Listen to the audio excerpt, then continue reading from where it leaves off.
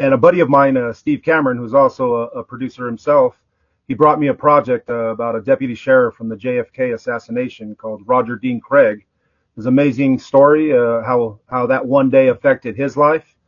And he asked me if I knew anybody who could write a script about it because he got the rights to the screenplay. And I told him I got the perfect guy, Stephen Sepher, great screenwriter, producer himself. He's made awesome movies, Wages of Sin amongst some of them. And you're in it. You're in it. So here we are. Yeah, no, thank you for bringing the project to me. I think, I believe Steve got the rights from the son of Roger Dean Craig, if I'm not mistaken. Indeed, right? He did. Yeah, he actually went to Dallas and secured the rights. We had amazing interviews with the son. He told us amazing things about his father and how that one day affected all their lives, him, his mother, their whole family. Absolutely. Now, are you on the, what floor was the shooter? The 6th floor of the Book School Depository in Dealey Plaza. Yeah.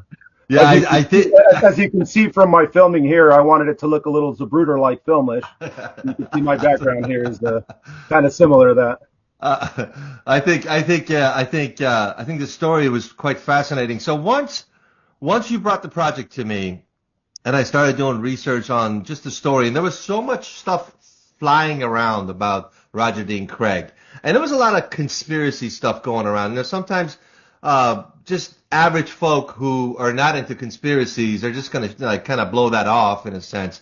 So I wanted to do my own research on it, and one of the reasons I think we spoke about this is because now I guess President Trump is releasing some of the JFK files, right? Right, indeed he is, yeah. So, I mean, we'll see how that goes. The thing with me is I'm not big on conspiracies. I don't buy into a lot of conspiracies. However, with this JFK project, having done all the research with you as well, there's just too much. There's too much going on that it can't have just been Oswald and the school book depository. There's just too much.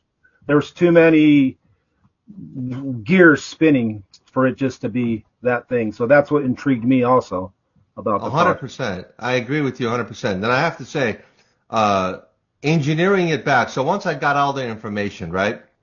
Because the information was really through different books, different some of the interviews, but also it was kind of vague. Nothing was like set in stone. And to tell a story about a screenplay, about especially a biography such as this, such an important biography as this,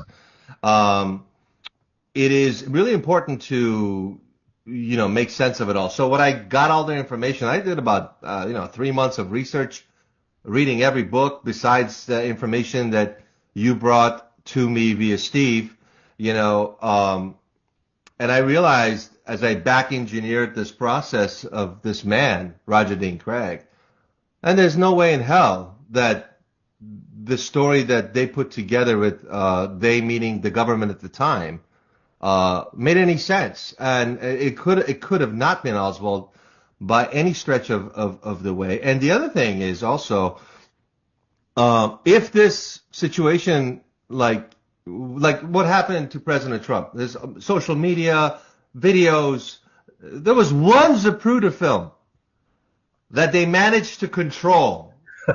Exactly. To take. Now, today, there is 1,000 iPhones that pop up. Sure. And so tell me your thoughts about, because I think the screenplay that I wrote is extremely detailed. It's really, really jumping almost 3 to 4 decades of what this movie's about. What are your thoughts about the screenplay and after we went through all this stuff? Well, first off, congratulations on The Deputy. It's an amazing screenplay, and I'm not just saying that because I'm a part of it.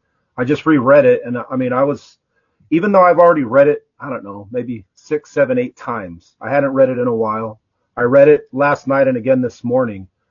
It's captivating. I mean, you're taking everybody through not a conspiracy, but an amazing ride through the unfortunate events that happened, in 1963 in Dallas, and what happened to this one sheriff, Deputy Roger Dean Craig, how it affected him and his whole family, and ultimately, what ends up happening to him. reading the screenplay and doing all the research and everything, it's amazing how at the time the perfect storm of events could come together for this to happen. In modern day, like you're saying, with cell phones, iPhones, Androids everywhere, I don't think this could have been sealed up the way it was back then. But like I said, I'm not a big conspiracy fellow or anything, but this definitely is. There's something fishy, very, very Well, fishy. You know, I think you're absolutely right. And again, I think looking back at this man's life, first of all, like just going through on top of my head of the research that I have found, there was too many coincidences in right? play. Too many, And it's funny because I pitched this screenplay. I took a dozen meetings in Hollywood about this film with some really high profile people. Yeah. And one of them, can't name names, but one of them was like, "Oh, I know the prosecution in Louisiana. I know that guy. I know this guy. I know this guy. None of this is true. It was one shooter." He just dismissed it. Now, this man was in his 70s at the time, so he's probably 80-something years old now. Big Right. player in Hollywood. Big player, okay? Sure. Producer, studio head kind of guy. And he just dismissed it. And he kind of shut it down. And I'm thinking to myself, well, did you read the screenplay? Like, did you read the facts? He didn't want to address it. So it's interesting.